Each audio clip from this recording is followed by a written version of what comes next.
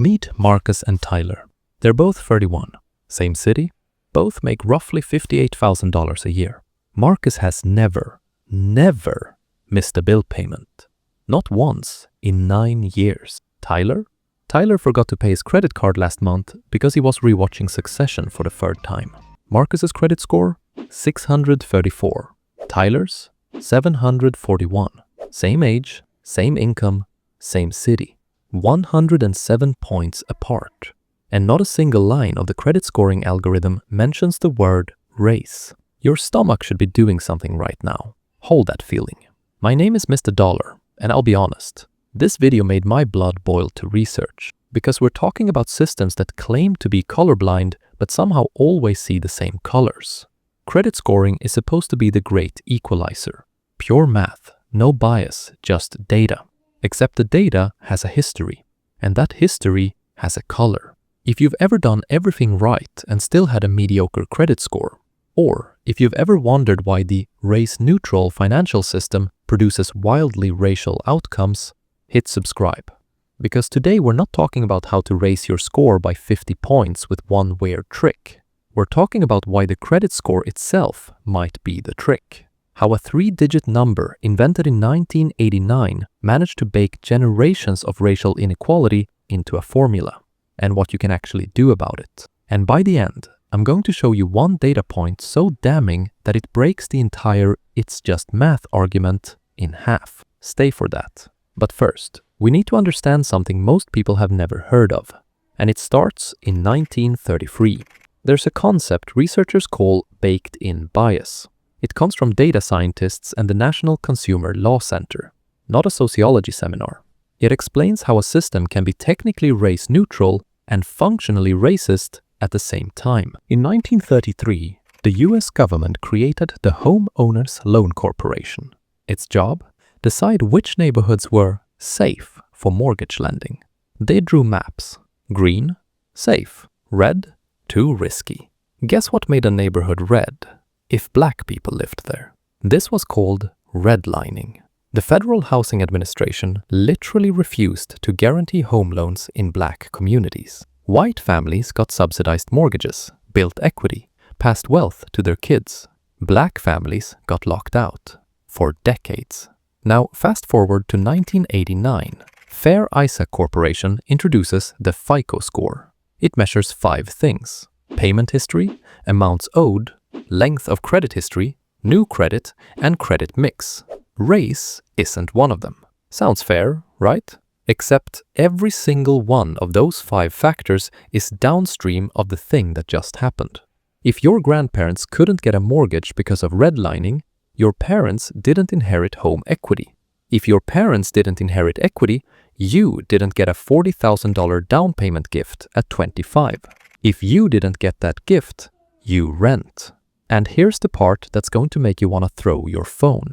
We'll get to it in a minute. The credit scoring system rewards mortgage holders and ignores renters. The dominoes were set up in 1933. The FICO score just knocks them down. But it's not just about housing. It's about everything. The Urban Institute found that the median credit score in white communities is 727. Solidly good. Hispanic communities, 667. Black communities, 627. A Federal Reserve Bank of Minneapolis study found the individual level gap is even wider. White individuals at 743. Black individuals at 604. 139 points apart. That's not a gap. That's a canyon.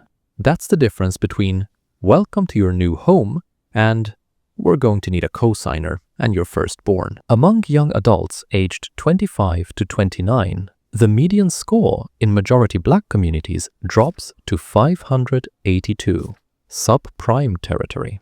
Before your career even starts, the system has already assigned you a financial identity. At least those people have scores. The CFPB found 26 million Americans are credit invisible. No file, no score, nothing. 15% of black and Hispanic consumers are invisible versus 9% of white consumers. Another 13% of black consumers have files too thin to score. Add it up, 28% of Black Americans either don't exist in the system or can't be scored. Just open a credit card and build your score. Great! Which bank? The closest one is 45 minutes away and I don't have a car. There's online banks? Cool. Do they accept the paycheck I cash at the check cashing place because I don't have a bank account? Oh, yeah. Oh. You can't build credit without credit. It's a locked door with the key on the other side. And if you grew up in a financial desert, you never even saw the door. After World War II, the GI Bill was supposed to be the great equalizer. Come home from war, get a subsidized mortgage, build the dream. Marcus's grandfather, call him James, served, came home to Atlanta, applied, denied, steered to a redlined neighborhood. Tyler's grandfather, Robert, same war, applied in Denver, approved, bought a house for $8,000. That $8,000 became equity. Equity became inheritance. Inheritance became the $40,000 gift that bought Tyler his condo. The condo became the mortgage that inflated Tyler's score to 741. James got nothing. And the compound effect of nothing over 80 years isn't zero, it's negative. That's compound interest in reverse. Instead of wealth growing, disadvantage compounds. Now here's the part I promised you'd want to throw your phone over. Marcus has paid $1,350 in rent every month for 9 years. That's $145,800 in on-time payments. Never late. Not once. How much counts toward his credit score? 0. Tyler, who bought a condo with a $40,000 gift and occasionally forgets to pay his Amex, gets credit score fuel from every mortgage payment. Marcus, flawless for 9 years, gets nothing. The system doesn't just ignore renters. It rewards the thing that requires pre-existing wealth and ignores the thing you do when you don't have it. Let's cascade those numbers. If Marcus's $145,800 in rent had been mortgage payments, his score might be 80+ points higher. That boost drops a future mortgage rate from 8.5% to 6.5%. On a $250,000 home over 30 years, that's $123,000 in extra interest. $123,000. Because his rent didn't count.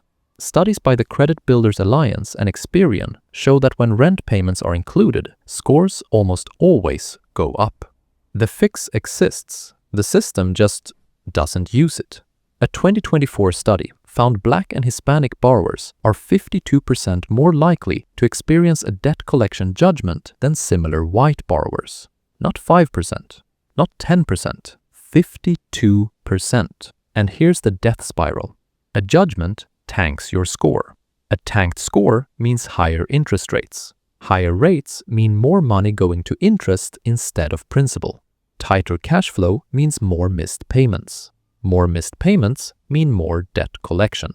Research in St. Louis, Chicago, and Newark found that even after accounting for income, default judgment rates in mostly Black neighborhoods were nearly double those in mostly white ones. But the system doesn't know your race. You're right. It doesn't need to. It knows your zip code. Your credit score broke containment. It's not just for loans anymore. 38 employers run credit checks on job candidates. Even though studies show scores don't predict job performance, landlords use scores to screen tenants, creating a loop where you can't build credit without housing and can't get housing without credit. Insurance companies use credit-based insurance scores to set premiums. And the FTC's own analysis found significant racial disparities. Only 11 states limit employers' use of credit information. 11 out of 50. Your 1934 flavored credit score can determine whether you get a job stocking shelves. A study from Opportunity Insights found that Black borrowers score 15 points lower than white peers with identical, perfect repayment records. Same behavior, same on-time payments, same responsibility, 15 points lower. Because the score doesn't just measure what you do, it measures what you have. Length of history, credit mix, average account age, all proxies for inherited financial infrastructure distributed along racial lines by deliberate government policy. The credit score doesn't create the racial wealth gap, but it memorizes it, encodes it, enforces it, generation after generation, while insisting it doesn't see color. So why does a system this obviously broken persist? The first principle is proxy discrimination, the skeleton key to modern systemic racism.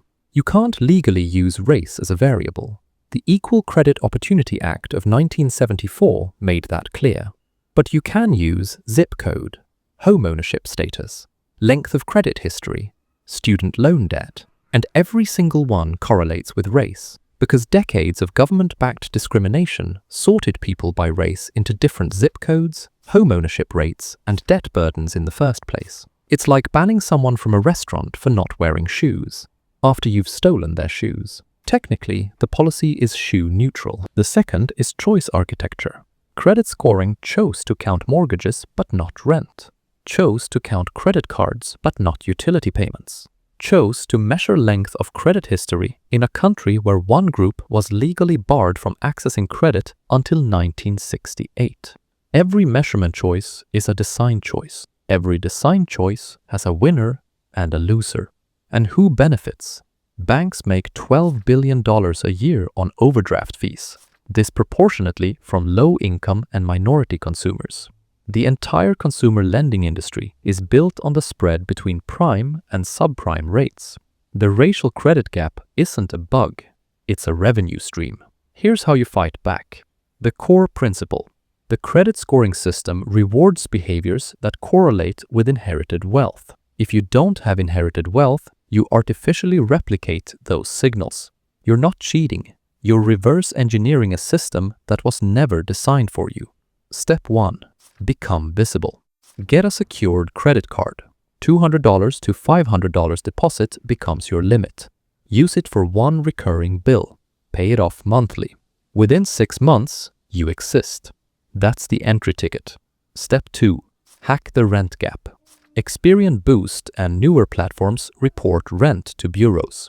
FICO 10 and VantageScore models included. When lenders upgrade, and they are upgrading, your rent history will already be there. Future-proof your score now. Step 3. The authorized user shortcut. Tyler's mom added him to her credit card at 18.